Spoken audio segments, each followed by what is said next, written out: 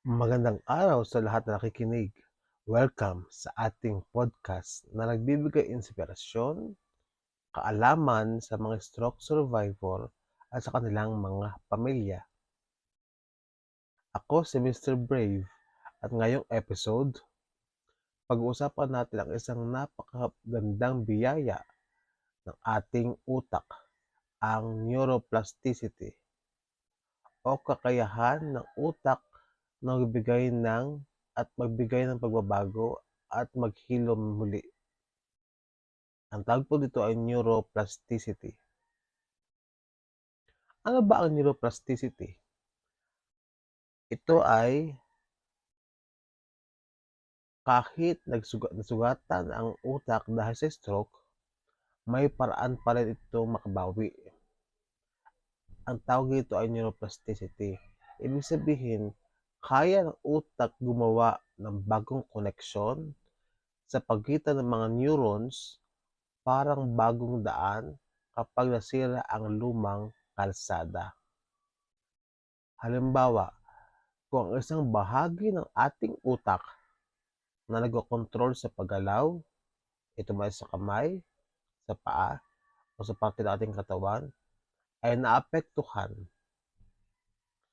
pwede ang ibang bahagi ng ating utak ang matutong gumawa ng trabaho nito sa tulong ng therapy, repetition, at positibong pag-iisip. Sa mga stroke survivor, ang neuroplasticity ang dahilan kung bakit unti-unting nakakabalik ang lakas, galaw, at salita. Pero hindi ito nangyayari agad. Kailangan ng patience, therapy, at motivation.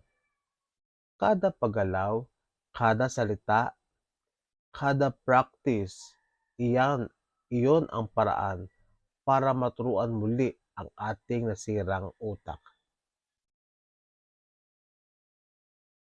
Para gumana ang neuroplasticity, dapat una, magpatuloy sa physical at occupational therapy. Magkaroon ng positibong mindset dahil ang stress at ang mga negatibong pag-iisip ay nakakahadlang sa ating pagaling.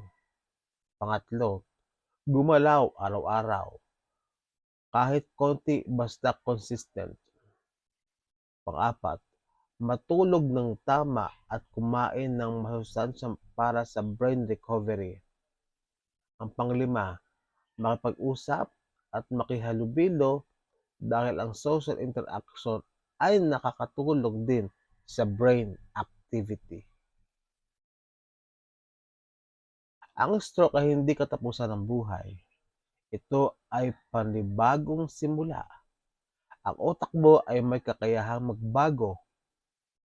Kahit mabagal, bawat araw ay hakbang papunta sa pagaling. Tandaan natin, kung naniniwala kang kaya mo, tuturuan ng utak mo ang katawan mong kaya rin.